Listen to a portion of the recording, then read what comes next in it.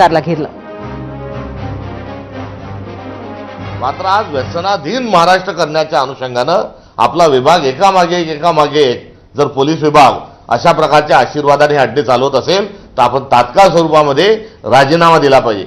राजीनामा निदान मुख्यमंत्र्याचा आपल्याला द्यायचा नाही किंवा आपला राजीनामा कोणी मागू शकत नाही, हा आपला अहंकार असेल तर त्याला मला कुठे ठेच पोचवायची नाही। मात्र किमान गृहमंत्र्याचा तरी राजीनामा द्या। या गोरेगावमध्ये नाकाच्या खाली जे म्हणतात ना, अगदी तशाच स्वरूपामध्ये हे कांड झालेलं आहे। हाकेच्या अंतरावर नसून तर हाकेपेक्षाही कमी अंतरावर पोलीस स्टेशन आहे, त्याच्या समोर सर्रास अशा स्वरूपामध्ये त्या ठिकाणी ड्रग्ज दिल्या जातात आणि याचा नियमित हप्ता जो आहे हा पोलीस विभागाला हा मिळत असावा, म्हणून याकडे मुख्यमंत्र्यांचा कानाडोळा आहे। या संदर्भात राज्याच्या मुख्यमंत्र्यांनी तोंड उघडलंय का गांभीर्यानं?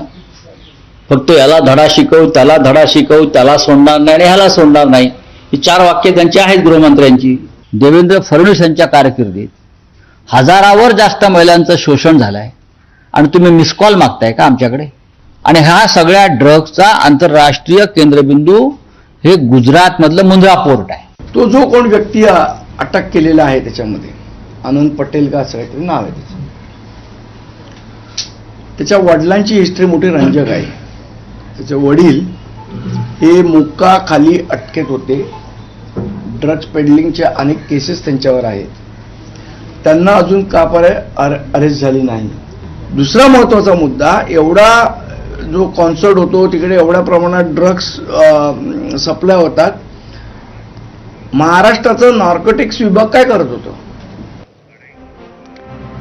मुंबईनंतर आता आपण बोलूयात अमरावतीकडे। अमरावती परतवाडा इथे काही मुलींचं लैंगिक शोषण प्रकरणाचे व्हिडिओज बाहेर आले आणि तिथेही एक प्रचंड मोठी खळबळ उडाली।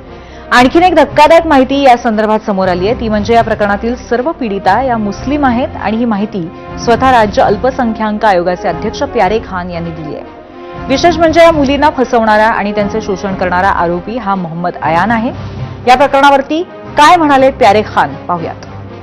अचलपुर से एक कंप्लेंट आई है कि वहाँ 8 मुस्लिम लोगों के लड़कियों के साथ 2 लड़कियों के साथ आपत्तिजनक फोटो मिले, वीडियोस मिले और 6 के उस लड़के के साथ फोटो है। और वहाँ के एसपी श्री विशाल आनंद जी से भी मेरी बात हुई है, तो 8 लड़कियों ने तकरार दी है और 18 वीडियो मिले। तो अभी तो फिलहाल जो मामला है वो मुस्लिम से ही रिलेटेड है और हमने एसपी साहब को वहाँ के आदेश दिए कि ऐसे अदर समाज के और कितने लोग हैं, दूसरे समाज के भी कितने लोग हैं, क्योंकि माइनॉरिटी मुस्लिम माइनॉरिटीज़ के अंदर आते हैं, इसलिए उन्होंने यहाँ पे कंप्लेंट किया है। परतवाडा लैंगिक शोषण प्रकरणी मुख्य आरोपी अयान अहमद यासह अजून 3 आरोपींना परतवाडा पोलिसांनी आतापर्यंत अटक केलेली आहे। 3 संशयित आरोपी अजून पोलिसांच्या ताब्यात आहे, ज्यांची चौकशी सुरू आहे आणि जो मोबाईलचा डाटा आहे तो रिकव्हर झाल्याच्या नंतर किती तरुणींसोबत लैंगिक अत्याचार झालेले आहे हे निष्पन्न होईल। परंतु जी मागणी होत होती की या प्रकरणी SIT स्थापन करावी, परतवाडा लैंगिक शोषण प्रकरणी आता SIT स्थापन करण्यात आली। पोलीस अधीक्षक विशाल आनंद यांनी अचलपूरचे सहाय्यक पोलीस अधीक्षक शुभम कुमार यांच्या नेतृत्वात ही SIT स्थापन केली। यात 10 पोलीस अधिकारी आणि